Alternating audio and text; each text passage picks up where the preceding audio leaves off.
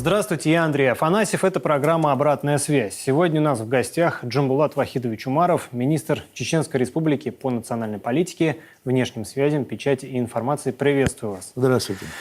Джамбулат Вахидович, сейчас в СМИ прошла колоссальная волна публикаций, сообщений, споров насчет того, что происходит вокруг отмены, снятия газовых платежей в Чечне. Расскажите, пожалуйста, что там происходит на самом деле, потому что в информации можно, мягко говоря, запутаться.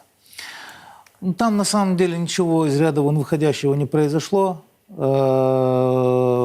инициатива прокуратуры Чеченской Республики о списании долга в 9 миллиардов 300 с чем-то миллионов рублей. Вот. Это касалось в основном малоимущих слоев населения, которые бесперспективно взимать эти долги.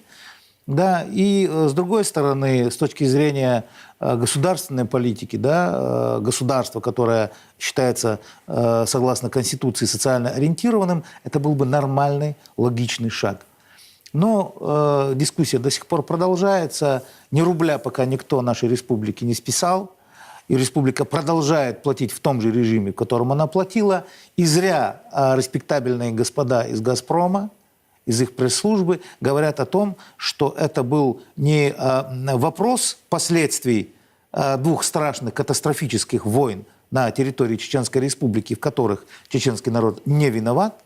Да? И чеченский народ не виноват в том, что антитеррористическая операция и установление конституционного порядка в регионе проводилась путем бомбежек, разрушения зданий, инфраструктур и так далее, которые априори не могли никак топиться. Да? То есть где топилась эта труба и где горел этот газ, мы не знаем до сих пор. Да?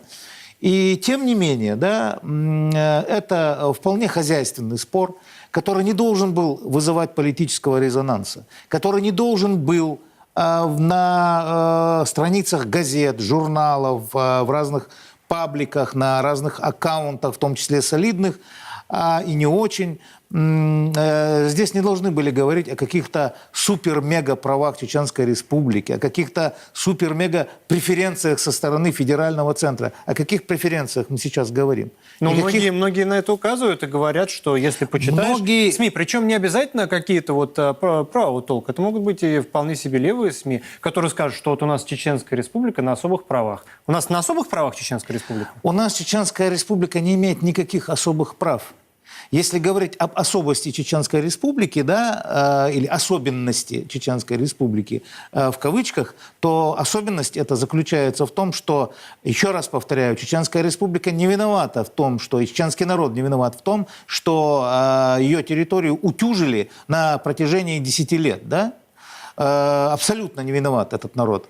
И если сегодня на вполне законных основаниях была инициатива по списанию этого долга, который не списан, который истребуется до сих пор, да, то я считаю, что в принципе есть силы заинтересованные, которые не хотят, чтобы остальные субъекты Российской Федерации этому радовались, хотя основное население радуется этому. Инициативы, я знаю об этом абсолютно точно, инициативы, люди со мной связываются, из Волгограда звонили, из Ставрополя, из Сахалина и так далее, которые хотят воспользоваться своим законным правом, может быть, пересчета какого-то долгов, да? В этом нет ничего страшного. И что страшного в том, что «Газпром» как миллиардер, как гигант, как государственный олигарх, скажем так, да? Ну, что плохого в том, что если он время от времени малоимущим, пострадавшим, я не знаю, слоям нашего населения будет списывать какие-то долги? Я, конечно, не навязываю своей точки зрения этому гиганту,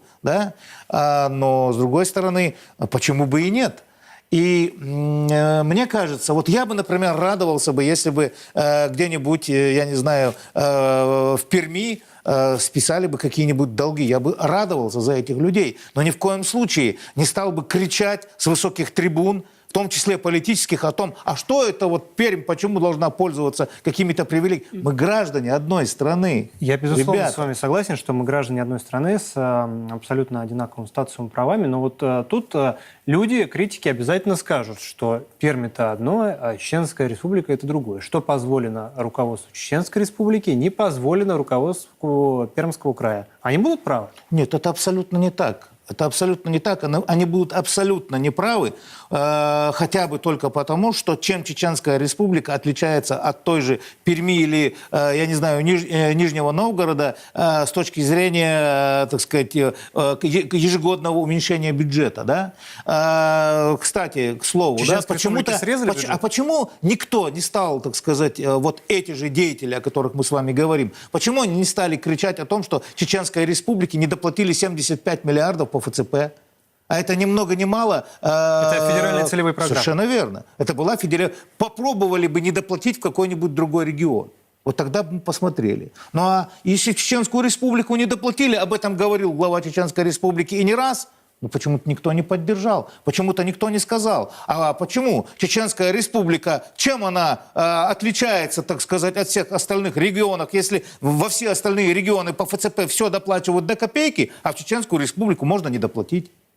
У меня складывается ощущение, что время от времени какие-то силы специально используют современные медиаресурсы, современные платформы для того, чтобы разжечь, можно даже сказать, конфликт, в том числе и на Северном Кавказе, возможно, между русскими чеченцами или другими народами Северного Кавказа, для того, чтобы ситуацию дестабилизировать. В Чечне сейчас как с этим обстановка? Что сейчас происходит именно в этом Чеченской разрезе? республике, вот смотрите, в Чеченской республике происходят те процессы, которые никак не могут устраивать, скажем, круги, да? Мы будем уходить от непопулярных методов, да? от непопулярных терминов. Поэтому определенные круги, которые заинтересованы в получении вот этого, как был такой Карл Хаусхофер, который жизненное пространство называл Lebensraum. Да? Так вот, это жизненное пространство, о котором не мы с вами говорили, о котором говорили и Хелфорд Маккиндер, о котором говорил Карл Хаусхофер и многие другие, они считают Россию это большим жизненным пространством, которое мы с вами, народы России, занимаем не по праву. А Чеченская республика – это импульс консолидации сегодня. Это импульс, я имею в виду всем остальным народам. В первую очередь русскому народу, который должен наконец проснуться и понять, что он является государствообразующим вот в этом огромном бесконечном пространстве от Калининграда до Владивостока. Именно этот народ сегодня способен по принципу многонациональности, как эта страна, по этому принципу, на этот стержень, из этого стержня формировалась наша страна от Киево-Новгородской Руси до сегодняшней Российской Федерации. Как только будет нарушен этот стержень, мы с вами упадем как карточный домик. И вот чтобы этого не произошло, мы сегодня не должны корить друг друга в наших успехах. Мы не должны завидовать друг другу как злопыхатели, как недобрые соседи.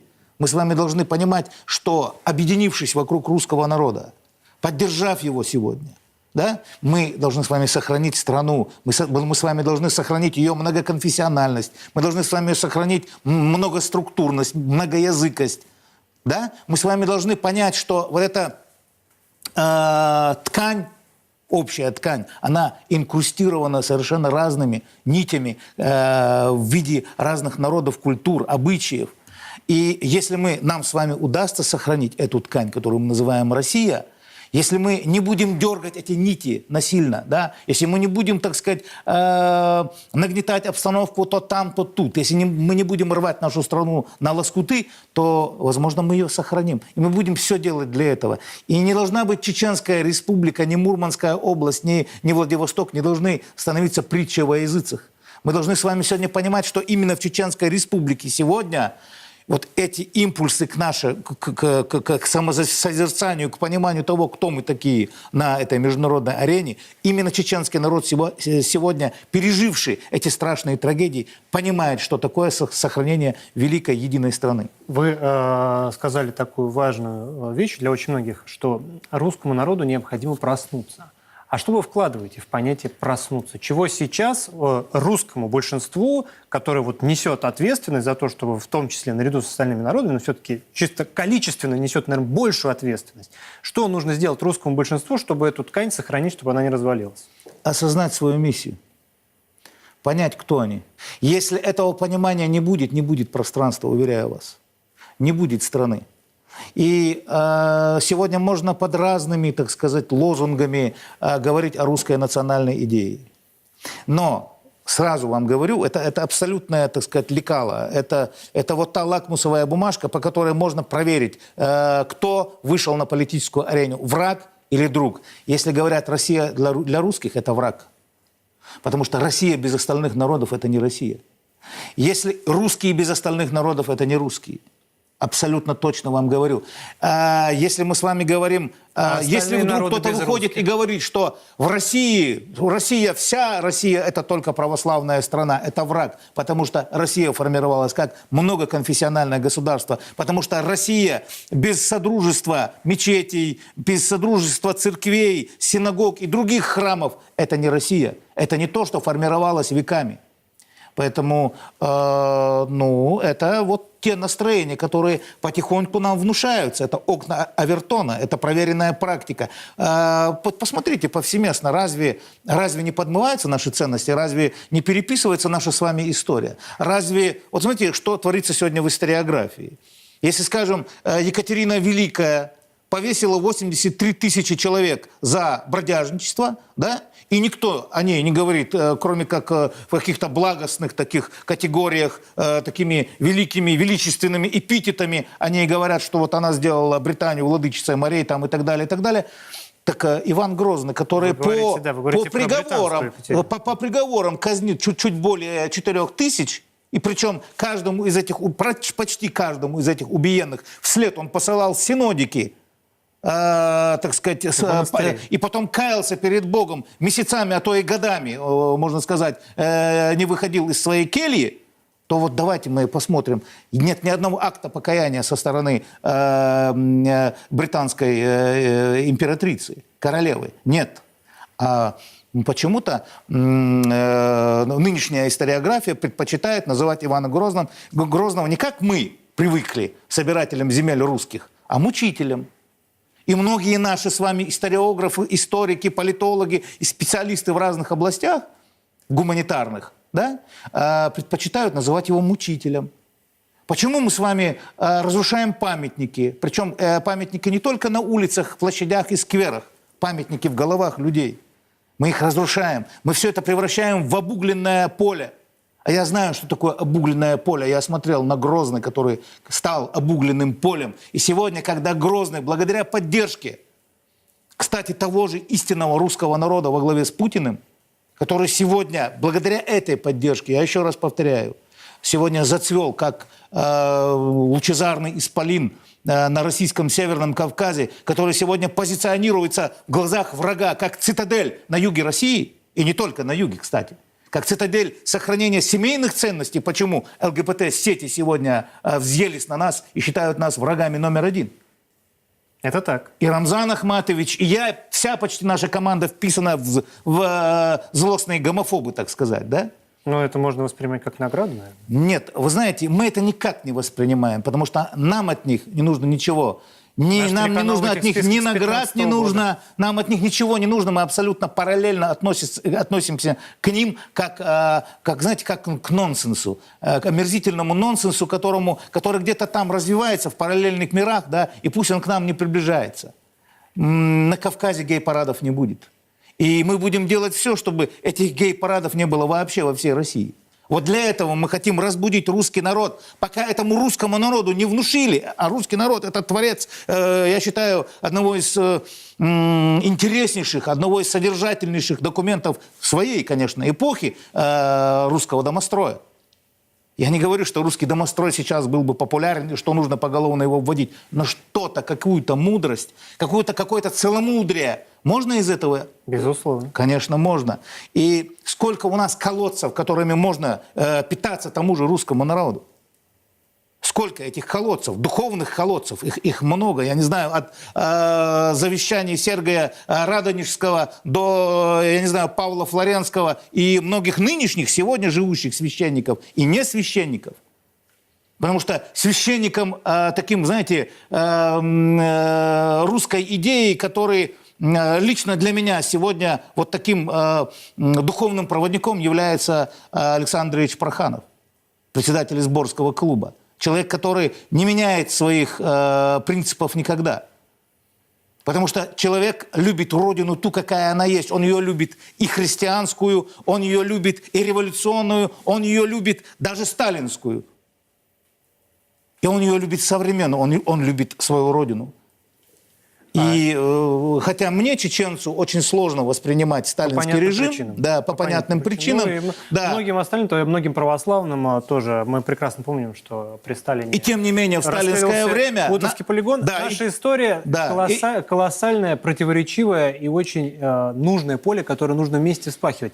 Джамбулат Вахидович, такой вопрос. Сейчас, когда люди говорят о Чечне, я имею в виду в других регионах Центральной России, то зачастую республика представляется как такой моноэтнический регион, что по целому ряду причин в 90-е годы были и конфликты, было и насилие с разных сторон. Очень много русских, русскоязычного населения, а не обязательно этнически русских, покинуло республику. Сейчас какие-то усилия принимаются для того, чтобы ситуацию изменить?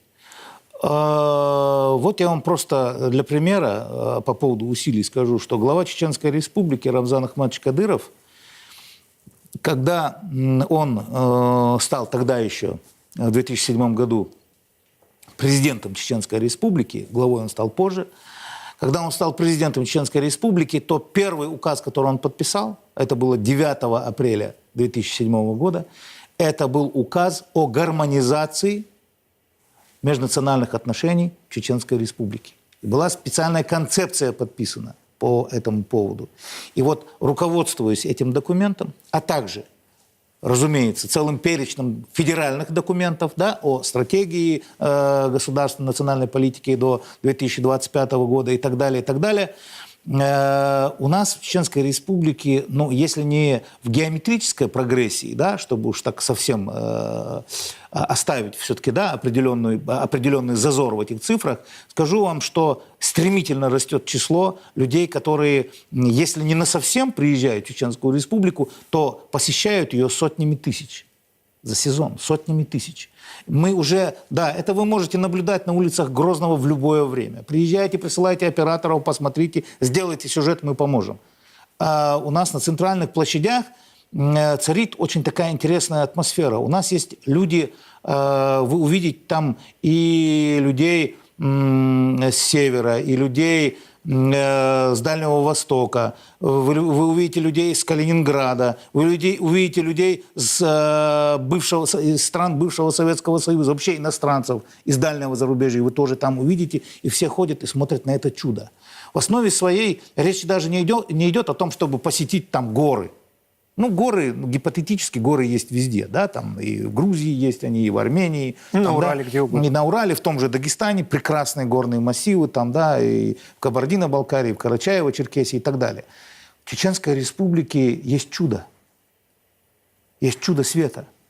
И это чудо света преображение. Вот как на этих руинах, которые видели еще буквально с десяток, с полтора лет тому назад, как там могла быть, как вот эту картинку, откуда она появилась, говорят люди. И мы хотим приехать и посмотреть на это чудо. Как было вот это, на что без слез невозможно смотреть, без скорби, без надрыва в сердце невозможно смотреть. И сегодня то, что мы видим, это невозможно. Как? Откуда? И тогда мы отвечаем на этот вопрос, что в недрах чеченского народа есть свои герои, есть огромные силы, несмотря на эти войны, которые были способны к величайшему акту созидания. И вот этот импульс, созидательный импульс, возвращение к нашим мощным внутренним недрам, к нашему потенциалу, а тем более, если речь идет о русском народе, то вы можете себе представить, что может сегодня сделать русский народ, если он проснется по примеру чеченского, который осознает и поймет, где есть свет, где есть тьма, где есть друг, где есть враг. И тогда, уверяю вас, слова о величии и вот той громаде, как великое российское государство, очень многие начнут чесать репу о том, что мы с вами очень реально и очень близко подходим к этой идее. Поэтому Чеченская республика должна быть оболгана, должна быть оклеветана. Вот этот импульс нужно уничтожить полностью. Надо приписать Чеченской республике все. И притеснение геев, и нарушение прав человека, и там русофобские настроения, и исламизация, и все такое. На самом деле это все пшик, придуманный в специальных лабораториях, в специальных аналитических кулуарах для того, чтобы лишить всю остальную Россию именно этого импульса. Чеченский народ заслужил право показать, явить всей России достойный пример патриотизма, явить всей России, как можно не умереть, как можно воскреснуть, как можно встать и идти дальше, несмотря ни на какие сплетни, несмотря на козни врагов, как можно проливать свою кровь, и сегодня она проливается против международного терроризма. И тем не менее, вот чечняне, надо же, как 9 миллиардов ей там могут списать. Еще не списали, могут списать. И вдруг, я уверяю вас, это не Россия. Это не Россия всколыхнулась вот этим негативом. Это всколыхнулись те, которые, либо не понимают, что происходит вообще, да? Либо те, которые выполняют вот эту вот дьявольскую антироссийскую задачу. Им нужно погасить все, что может хоть как-то разбудить русскую национальную идею, разбудить русский народ и вот из этих недр вытащить вот эти мощные спящие силы, которые способны создать и укрепить великую державу.